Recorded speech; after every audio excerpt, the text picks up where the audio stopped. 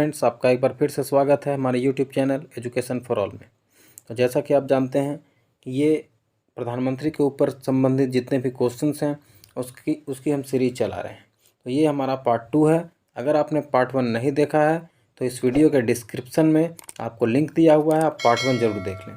क्योंकि अगर आप पार्ट 1 और पार्ट 2 दोनों देख लेते हैं तो एकदम गारंटी 100% गारंटी है कि आपका एक भी क्वेश्चन प्रधानमंत्री से रिलेटेड किसी भी एग्ज़ाम्स में नहीं छूटेंगे। तो चलिए हम पार्ट 2 की शुरुआत करते हैं। पिछले जो वीडियो था यानी कि आपका पार्ट 1 था, उसमें हमने 30 क्वेश्चंस किए थे। तो आज यहाँ पे 31वें क्वेश्चन से शुरू करते हैं। तो आज का हमारा जो पहला प्रश्न है और कुल मिलाकर के 31वां प्रश्न है वो आपके स्क्रीन के सामने है। और आज का पहला प्रश्न है, मंत्रिपरिषद में कितने स्तर के मंत्री होते हैं? तो यहाँ ऑप्शन है 1, 2, 3 या 4। तो देखिए इसका जो सही आंसर है वो है ऑप्शन नंबर सी, यानी कि आपके तीन स्तर के मंत्री होते हैं। कौन कौन होते हैं? एक कैबिनेट होते हैं, एक राज्य मंत्री होते हैं और एक उप मंत्री होते हैं। कौन कौन? कैबिनेट, राज्य और उप मंत्री। ठीक है, तो चलिए आज के अगले प्रश्न की ओर बढ़ते हैं। आज का अगला प्रश्न है, पद पर रहते अभी तक कितने प्रधानमंत्री की मृत्यु हुई है? यानी कि वैसे प्रधानमंत्री जो उस समय प्रधानमंत्री थे और उसी समय उनकी मृत्यु हो गई है, यानी प्रधानमंत्री के पद पर ही रहते हुए। आपके ऑप्शन है 1, 2, 3 या 4। तो देखिए आप 3 के साथ कंफ्यूज मत कीजिएगा, बहुत जगह आपको 3 भी मिलेगा, लेकिन इसका जो सही आंसर है वह ऑप्शन नंबर डी यानी कि 4। कौन कौन थे? सबसे पहले अगर आप देखिए तो पंडित जवाहरलाल नेहरू थे। फिर दूसरा अगर आप देखिए तो लाल बहादुर शास्त्री, तीसरा इंदिरा गांधी और चौथा जो है वो हमारे राजीव गांधी थे। तो इसका सही आंसर क्या हुआ? 4, यानी ऑप्शन नंबर डी इसका सही आंसर है। आज का अगला प्रश्न है, स्वतंत्र भारत की प्रथम मंत्रिपरिषद में प्रधानमंत्री सहित कुल कितने सदस्य थे? यानी कि जब पहली बार प्रधानमंत्री देश के बने थे पंडित नेहरू, तो उस समय कहता है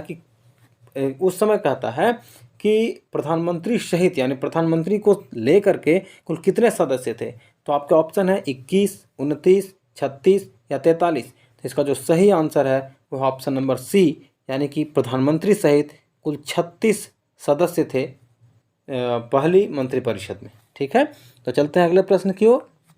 आज का अगला प्रश्न है, अगर हमारे संविधान के तहत किसी भी कार्यवाहक की तुलना अमेरिकी राष्ट्रपति से की जाए तो वह कौन है? यानी कि अगर अमेरिका राष्ट्रपति का जो पावर होता है वही पावर अगर हम भारत में बात करें तो किसका होता है? क्या भारत के प्रधानमंत्री का, राष्ट्रपति का, लोकसभा स्पीकर का या उपराष्ट्रपति का? तो इसका जो सही आंसर है वह ऑप्शन नंबर ए, यानी कि भारत के प्रधानमंत्री का जो पावर होता है वो अमेरिका के राष्ट्रपति के बराबर होता है। ठीक है, तो ऑप्शन नंबर ए इसका सही आंसर है। चलते हैं अगले प्रश्न की ओर। आज का अगला प्रश्न है, राष्ट्रपति को लोकसभा भंग करने की सिफारिश कौन करता है? देखिए यहाँ पे 4 ऑप्शन है, प्रधानमंत्री, लोकसभा स्पीकर, CJI यानी चीफ जस्टिस ऑफ इंडिया या उपराष्ट्रपति। तो इसका जो सही आंसर है वह ऑप्शन नंबर ए, यानी कि प्रधानमंत्री। अगर प्रधानमंत्री बोलेंगे राष्ट्रपति को कि लोकसभा भंग कर दिया जाए तो वो निश्चित तौर पर लोकसभा भंग कर देंगे। ठीक है, तो चलते हैं आज के फिर अगले प्रश्न की ओर। अगला प्रश्न है, कितने प्रधानमंत्री की मृत्यु कार्यकाल के दौरान हुई? अभी हमने ये प्रश्न पहले भी किया था और इसमें हम लोग देखे थे कि इसका जो आंसर था वो था 4, यानी कि ऑप्शन नंबर सी इसका सही आंसर है। और हमने अभी पीछे बात किया था, ये रिपीटेड प्रश्न है आपको।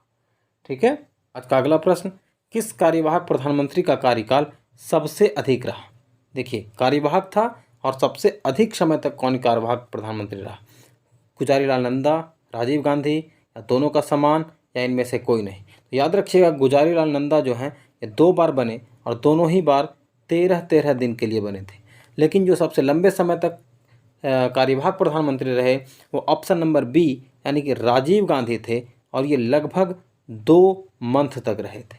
ठीक है, इसका सही आंसर क्या हुआ? Rajiv Gandhi, option number B.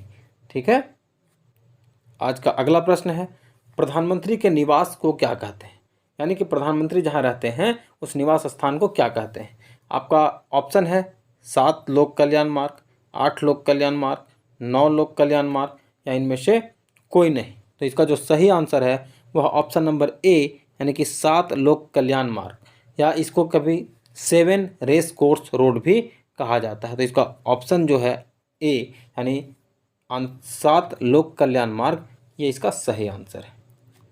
अगला प्रश्न है, भारत की पहली महिला प्रधानमंत्री कौन है? देखिए, महिला प्रधानमंत्री पूछा गया है, इंदिरा गांधी, प्रतिभा पाटिल, लीला सेठ या इनमें से कोई नहीं। तो प्रतिभा पाटिल तो देश की पहली राष्ट्रपति थी, लीला सेठ ये जज थी, और कहता है कि इसका जो सही आंसर है वो ऑप्शन नंबर ए यानी कि इंदिरा गांधी। चलते हैं अगले प्रश्न की ओर। अगला प्रश्न है, लोकसभा चुनाव में पराजित होने वाली प्रथम प्रधानमंत्री कौन है? तो कहता है कि ऑप्शन है मोरारजी देसाई, चौधरी चरण सिंह, इंदिरा गांधी या वीपी सिंह। तो इसका जो सही आंसर है वो है इंदिरा गांधी। ये जो है सो पहली ऐसी प्रधानमंत्री हैं या थी जो लोकसभा चुनाव में पराजित हो गई थी। ठीक है, यानी ऑप्शन नंबर सी इसका सही आंसर है। लोकसभा में विश्वास मत प्राप्त करने में असफल रहने के कारण त्यागपत्र देने वाले प्रधानमंत्री कौन है? कहता है कि क्या वीपी सिंह या एचडी देवेगौड़ा या ए और बी दोनों, यानी कि वीपी सिंह और एचडी देवेगौड़ा दोनों, या इनमें से कोई नहीं। तो इसका जो सही आंसर है वह ऑप्शन नंबर सी यानी कि ए और बी दोनों। तो इसका मतलब क्या हुआ कि वीपी सिंह और एचडी देवेगौड़ा दोनों ऐसे प्रधानमंत्री हुए जो विश्वास मत प्राप्त करने में असफल रहे और जिनके कारण इनको त्यागपत्र देना पड़ा। अगला प्रश्न है, किस दल ने 2 वर्ष के समय में 2 प्रधानमंत्री दिए? क्या बीजेपी ने दिया, या जनता पार्टी ने दिया, या जनता दल ने दिया, या समाजवादी पार्टी ने दिया? तो इसका जो सही आंसर है वो है ऑप्शन नंबर बी यानी कि जनता पार्टी। ये एक ऐसी पार्टी थी जिसने 2 वर्ष के कार्यकाल के दौरान 2 प्रधानमंत्री देश को दिए। ठीक है, चलते हैं अगले प्रश्न की ओर। आज का अगला प्रश्न है, प्रधानमंत्री का कार्यकाल कितने वर्ष का होता है? 4 वर्ष का, 5 वर्ष का, 10 वर्ष का या 6 वर्ष का? तो आप जानते हैं कि इसका जो आंसर है वो ऑप्शन नंबर बी सही आंसर है, यानी कि भारत में प्रधानमंत्री का जो कार्यकाल होता है वो 5 साल का होता है, उसके बाद पुनः चुनाव होता है। ठीक है, अगला प्रश्न, किसने 2 बार कार्यकारी प्रधानमंत्री के रूप में पदभार ग्रहण किया? सरदार पटेल, पंडित जवाहरलाल नेहरू, राजीव गांधी या गुजारीलाल नंदा? तो इसका जो सही आंसर है वह ऑप्शन नंबर डी यानी कि गुजारीलाल नंदा। ये 2 बार देश के कार्यकारी प्रधानमंत्री बने और ये दोनों बार सिर्फ और सिर्फ 13 दिन के लिए ही बने थे। ठीक है, और सबसे लंबा जो कार्यकारी प्रधानमंत्री थे वो राजीव गांधी, अभी हमने बात की, ये 2 महीने के लिए बने थे। ठीक है, तो हमसे पूछा गया है कि 2 बार कौन बने थे कार्यकारी प्रधानमंत्री? तो ऑप्शन नंबर डी गुजारीलाल नंदा। अगला प्रश्न, सबसे अधिक उम्र में प्रधानमंत्री पद पर आसीन होने वाले व्यक्ति कौन थे? यानी सबसे ज़्यादा उम्र में प्रधानमंत्री कौन बने? इंद्र कुमार गुजराल, पंडित जवाहरलाल नेहरू, मोरारजी देसाई या लाल बहादुर शास्त्री? तो देखिए, पंडित जवाहरलाल नेहरू जो हैं ये 58 साल की उम्र में बने थे। फिर आपसे पूछा गया लाल बहादुर शास्त्री की बात करें तो ये जो है सो लगभग 59 साल की उम्र में बने। मोरारजी देसाई ये जो है 81 साल की उम्र में बने, और आई के गुजराल ये 78 साल की उम्र में बने। तो सही आंसर क्या हुआ? Option number C Morarji Desai ये 81 साल की उम्र में देश के सबसे अधिक उम्र में प्रधानमंत्री बनने वाले व्यक्ति हैं। ठीक है, तो ऑप्शन नंबर सी इसका सही आंसर है। अगला प्रश्न, पहले गैर कांग्रेसी प्रधानमंत्री जिन्होंने अपना 5 वर्ष का संपूर्ण कार्यकाल पूरा किया? मनमोहन सिंह, नरेंद्र मोदी, मोरारजी देसाई या अटल बिहारी वाजपेयी? देखिए, मनमोहन सिंह तो कांग्रेस के ही थे, नरेंद्र मोदी ने 5 साल किया है, मोरारजी देसाई नहीं कर पाए, अटल बिहारी वाजपेयी ने 5 साल किया है। लेकिन पूछा पहला तो वह option number D Atal Bihari Vajpayee 99 से लेकर के 2004 तक ये रहे थे। अगला प्रश्न आज का, प्रधानमंत्री अपना त्यागपत्र किसे सौंपते हैं?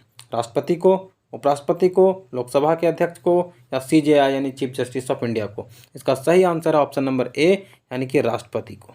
ठीक है, इसमें अब कुछ दिक्कत नहीं है। अगला प्रश्न है, प्रधानमंत्री को शपथ कौन दिलाता है? राष्ट्रपति, उपराष्ट्रपति, लोकसभा स्पीकर या सीजेआई? तो इसमें भी है कि प्रधानमंत्री को राष्ट्रपति ही जो है सो शपथ दिलाते हैं। ठीक है, तो ऑप्शन नंबर ए इसका सही आंसर है। अगला प्रश्न और कुल 49वां प्रश्न, प्रधानमंत्री के त्यागपत्र देने पर किसका त्यागपत्र स्वतः हो जाता है? राष्ट्रपति का, वित्त मंत्री का, उपराष्ट्रपति का या संपूर्ण संघीय मंत्रिपरिषद का? तो इसका जो सही आंसर है वो कहता है कि वित्त मंत्री का तो होगा ही, लेकिन कहता है कि ऑप्शन नंबर सी जो है वो कहता है संपूर्ण संघीय मंत्रिपरिषद का त्यागपत्र हो जाता है अगर किसी प्रधानमंत्री ने अपना त्यागपत्र दे दिया। ठीक है, तो इसका सही आंसर हुआ ऑप्शन नंबर सी, यानी कि संपूर्ण संघीय मंत्रिपरिषद का त्यागपत्र। 50वें प्रश्न की ओर, संघीय मंत्रिमंडल की बैठक का सभापति कौन होता है? राष्ट्रपति, प्रधानमंत्री, लोकसभा स्पीकर या उपराष्ट्रपति? तो कहता है संघीय मंत्रिमंडल की बैठक का सभापति जो है वो ऑप्शन नंबर बी यानी कि प्रधानमंत्री होते हैं। तो ये था आज का हमारा 50वां प्रश्न। चलते हैं अगले प्रश्न की ओर। लोकसभा का विश्वास मत प्राप्त किए बिना ही प्रधानमंत्री पद पर कार्य करने वाले प्रथम प्रधानमंत्री कौन थे?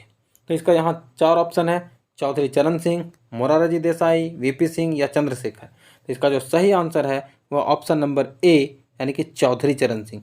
ये ऐसे प्रधानमंत्री थे कि जब कोर्ट ने कहा था कि कोई ज़रूरी नहीं है कि आप जब प्रधानमंत्री बने उसी समय आपको बहुमत सिद्ध करना है, आपको जो कुछ समय दिया जाएगा उसके बाद आप जो है विश्वास मत हासिल कर सकते हैं। तो पहले कौन थे? ऑप्शन नंबर ए चौधरी चरण सिंह। अगला प्रश्न है, किस प्रधानमंत्री द्वारा प्रस्तुत अविश्वास प्रस्ताव पर अब तक की सबसे लंबी बहस लोकसभा में चली? एच.डी. देवगौड़ा, अटल बिहारी वाजपेयी, वीपी सिंह या चंद्रशेखर? तो कहता है इसका जो ऑप्शन नंबर बी है वो इसका सही आंसर है, यानी कि अटल बिहारी वाजपेयी। इन्हीं के अविश्वास प्रस्ताव पर अब तक की सबसे लंबी बहस लोकसभा में चली है। अगला प्रश्न, ये एसएससी में पूछा गया एक क्वेश्चन है, यदि भारत के प्रधानमंत्री संसद के उच्च सदन के सदस्य होते हैं तो क्या होगा? वह अविश्वास प्रस्ताव की स्थिति में अपने पक्ष में वोट नहीं दे सकेंगे, या वह निम्न सदन के बजट पर नहीं बोल सकेंगे, या वह उच्च सदन में ही विचार दे सकते हैं, या इनमें से कोई नहीं? इसका जो सबसे सही आंसर है वह ऑप्शन नंबर ए यानी कि वह अविश्वास प्रस्ताव की स्थिति में अपने पक्ष में वोट नहीं कर सकेंगे। अगर उनके खिलाफ अविश्वास प्रस्ताव आता है तो भी वो अपने पक्ष में वोट करने में असमर्थ रहेंगे। तो इसका सही आंसर हुआ ऑप्शन नंबर ए। अगला प्रश्न, निम्न में से भारत के कौन से प्रधानमंत्री अविश्वास प्रस्ताव या अविश्वास मत से पराजित हुए? तो कहता है विश्वनाथ प्रताप सिंह, एच.डी. देवगौड़ा, अटल बिहारी वाजपेयी या उपर्युक्त सभी? तो देखिए ये तीनों के तीनों जो प्रधानमंत्री हैं वो अविश्वास मत से पराजित होने वाले प्रधानमंत्री हैं। इसका सही आंसर क्या हुआ? ऑप्शन नंबर डी यानी उपर्युक्त सभी। कि वर्ष 1975 से 77 के बीच जो देश में आपातकाल लगा था उस समय भारत के प्रधानमंत्री कौन थे? तो राजीव गांधी, मोरारजी देसाई, चौधरी चरण सिंह या इंदिरा गांधी? तो सब लोग जानते हैं कि इसका सही आंसर है option number D Indira Gandhi. इन्हें आयरन लेडी भी कहा जाता है, लेकिन इन्होंने ही आपातकाल भारत में लगवाया था। ठीक है, इन्हीं के दौरान देश में आपातकाल लगा था। तो ये कुल मिलाकर के हमारा प्रधानमंत्री से संबंधित जो क्वेश्चंस थे उसका ये पार्ट 2 जो है वो आपका कंप्लीट होता है। पार्ट 1 का जो लिंक है वो आपको इस वीडियो के डिस्क्रिप्शन में आपको मिल जाएगा। अगर आपने वो नहीं देखा है तो आप ज़रूर देखिए, उसके बाद जो है सो आपका सारा का सारा क्वेश्चंस क्लियर हो जाएगा। आपका एक भी क्वेश्चन किसी भी एग्ज़ाम में नहीं छूटेगा।